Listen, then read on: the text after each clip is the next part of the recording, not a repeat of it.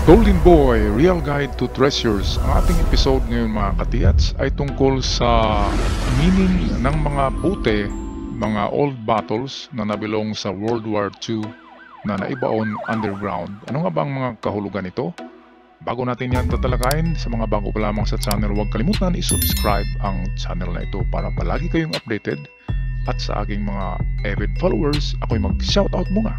At bago tayo magpatuloy, shoutout muna tayo sa ating mga followers. Shoutout kay Noli Galon Mix Vlog, Virgilio Jose. Shoutout din kay Jigo Gabrines, Maria Ardalias, Ildefonso Castillo, Hyacinth Ocfimia, Marcial Ramos.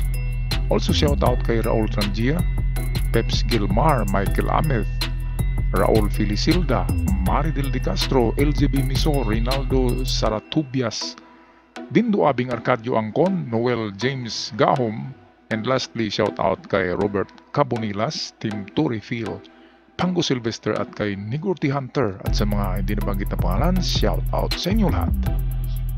Okay, at ang ating episode ngayon mga katiyats ay tungkol sa mga kahulugan ng mga bute na inyong nahukay sa inyong treasure tunnel, at ang mga kahulugan din ng mga marka sa puwet ng bute, kung ano nga ba ang mga numero. Sa treasure hunting mga katiyats, masakit man natin na i-accept na ang realidad ay kumakagat. Sa English ay reality bites, at masakit ang katotohanan tanggapin. Pero in treasure hunting, para magiging accurate tayo ay dapat marunong tayo i-separate ang fiction sa facts. Ibig sabihin, ang haka-haka sa katotohanan dapat atin ipaghiwalay ang dalawa, kasi kung magkasama-kasama pa rin yung dalawang yan na haka-haka at realidad, ay maguguluhan talaga tayo. Okay, so unahin natin ang kahulugan ng bute na nakuha nyo sa lalim na 2 to 3 okay meter. Mga katiyats, halimbawa ang hukay nyo sa inyong tunnel ay meron ng lalim na nasa 2 or 3 meters. Diyan na mag-umpisa, makikita nyo ang mga totoong marker na bute. Ang ating pinag-usapan ngayon ay tungkol sa mga bute na itong ginawang treasure marker. Okay, halimbawa ito yung ating mga bute. At malalaman nyo na ang mga bute na yan ay antique or kapanahonan ng 1940s, 1930s.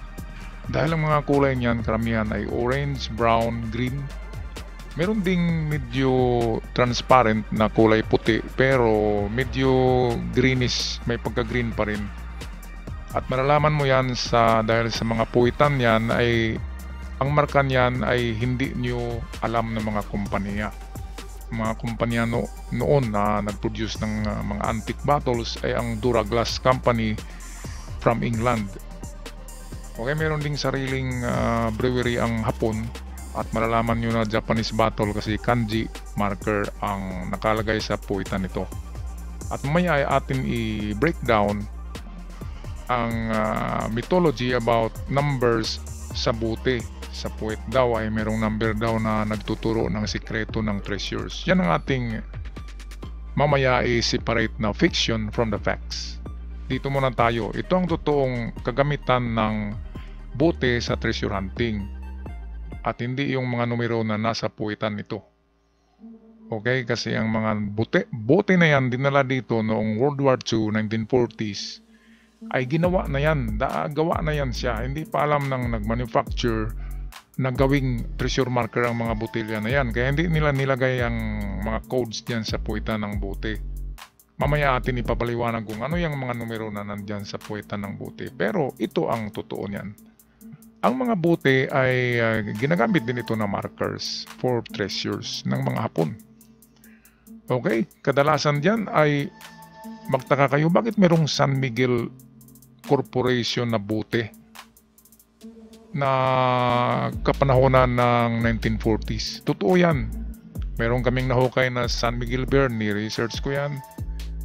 Pero ang gumawa noon ng San Miguel na inumin ay hindi pa Pilipinas, ngunit yun ay galing sa Spain at dinala dito sa Pilipinas 1930s, wala pang giyera. Kaya totoong merong ganyang mga botelya na San Miguel beer pero gawa pa sa Spain at ang mga kulay ng buti noon ay green, hindi katulad na ngayon na brown, at mayroong marka na San Miguel Pale Pilsen. Okay, mamaya atin yan tatalakayin. Dito muna tayo kung paano nilagay ng Hapon ang mga buti as a sign for treasures. Okay, ngayon kung natagpuan nyo ang mga buti na yan, example yan, nakaganyan yan, pero sa lalim lamang na 1 meter. Okay, kung ang lalim niya ay 1 meter lamang, hindi pa yan treasure marker ang mga buti na yan. Pwedeng tinapon lang yan, pwedeng may gumawa ng compost pit, yung basurahan na hinukay doon, open pit or compost pit or basurahan. Ganyan kasi ang mga nauunang Pilipino, wala pa kasing truck ng basurahan noon, kaya naghukay sa bakuran ang ating mga lolo't lola at sa lalim na 1 meter, yun ang kanilang basurahan. Kaya naibaon ang mga buti na yan. Ngayon, kung natagpuan nyo ang mga buti na ito na antique, sa lalim na dito na, ang lalim na yan ay nasa 2 and 3 meters. Okay. So hindi na pwedeng maghukay pa si lolo at lola ng 2 meters deep kasi napakalalim na niyan. Halos 2 tao na pinagpatong na yan, maliliit na mga tao ang lalim. So kung maghukay man noon ang mga matatanda ay hanggang bewang lamang, so 1 meter. At pag nakita nyo na ang mga buti na ito sa ganyang lalim na 2 to 3 meters, yan na ang sinasabi natin na treasure marker, lalo na kapag mga antique na botelya. Okay, so antique na buti, green, orange, brown, yan ang mga kulay. Ngayon, kung ganito ang lagay niyan mga katiats, nakatusok, patiwarik ang mga buti. Well, alam nyo na ang ibig sabihin, di ba? Ang ulo ng buti, itong kanyang ulo, ang araw, di ba? So, ang ibig sabihin ay patuloy pa tayo sa baba. Kapag ganyan. Ngayon, meron pang 2 natira nito na posisyon. Kung ang posisyon naman niya ay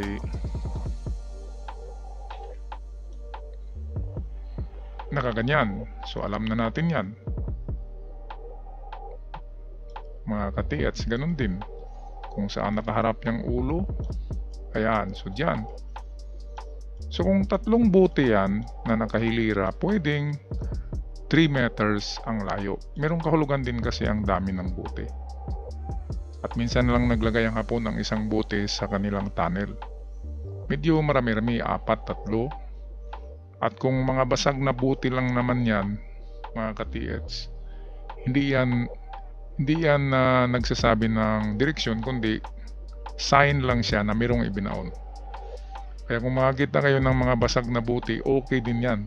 Basta 3 meters deep, ibig sabihin ay meron talaga silang ibinaon.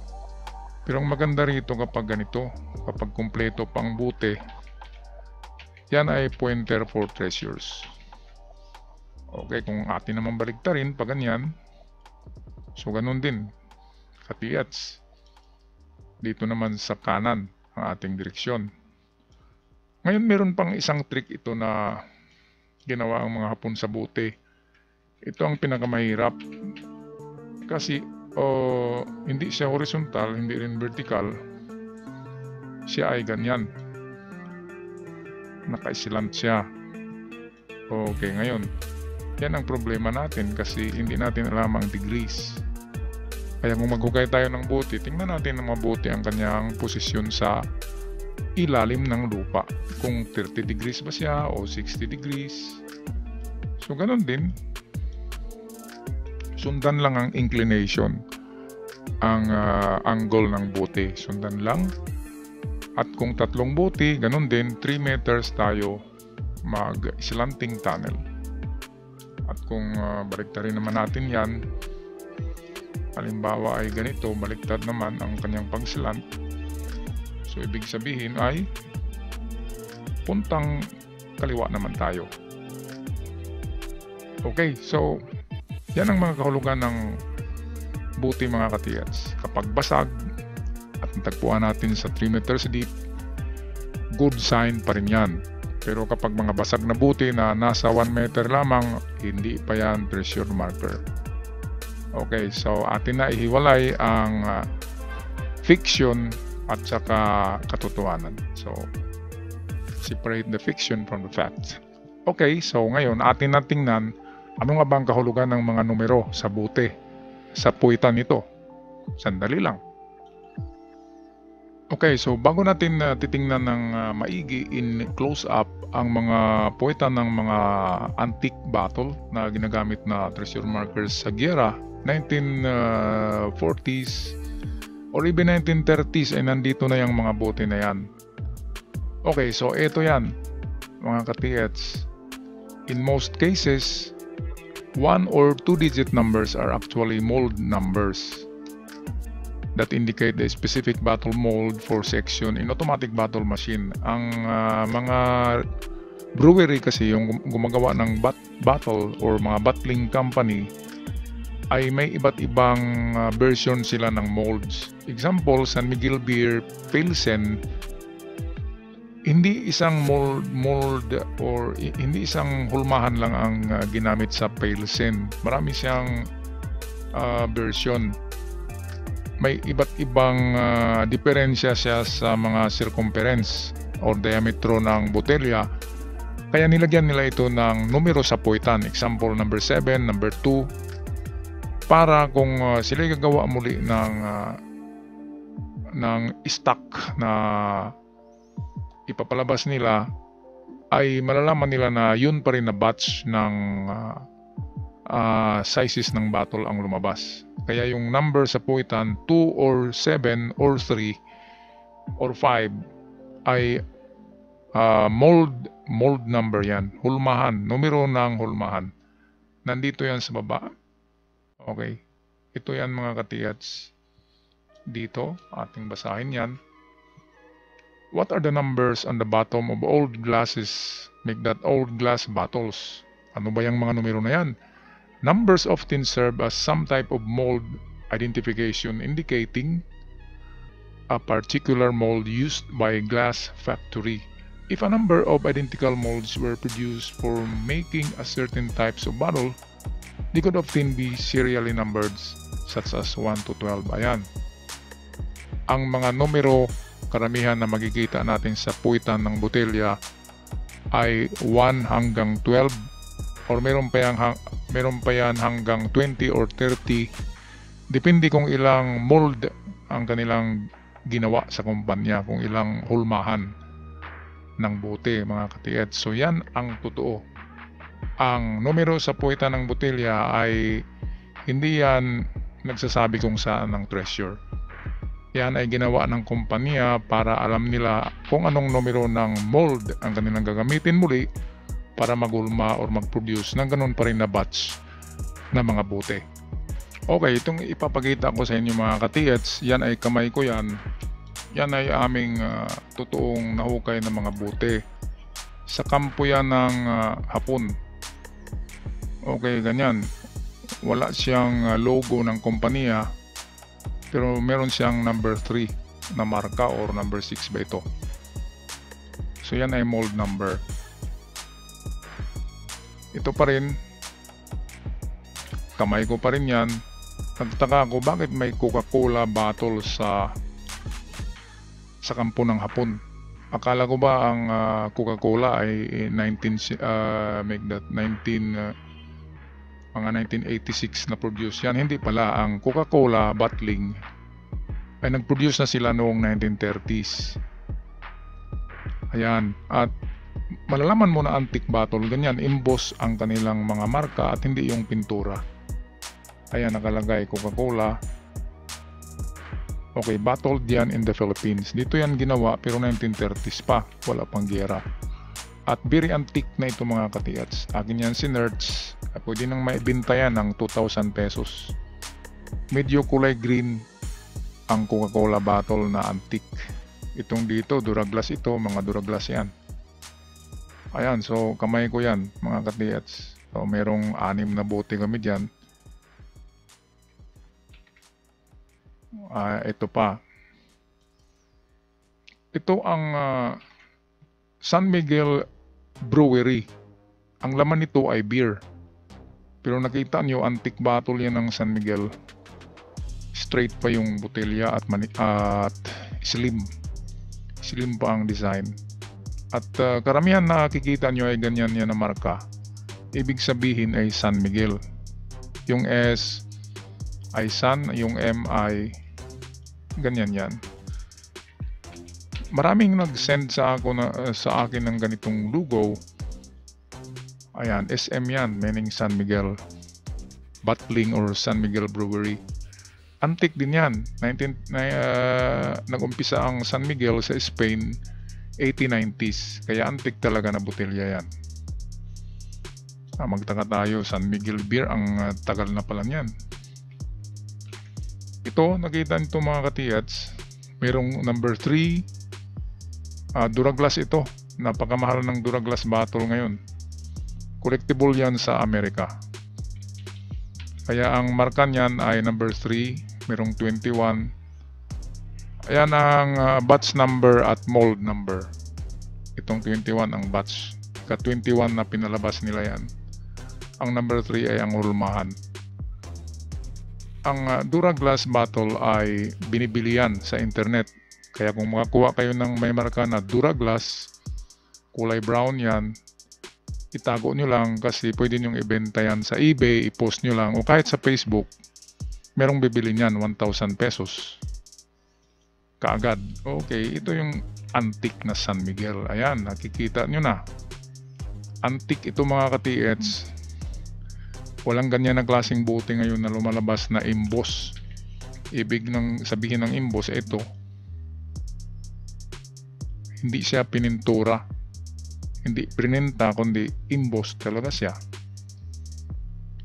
Okay, at kamay ko pa rin yan, mga ka-TH. Alam nyo na ang hugis ng kamay ko. Ito yung number 7 na maraming nagtanong sa akin, sir, yung number 7 ano yan? Bearing ng compass kasi nagaganyan. So ibig sabihin ito pointer or ito.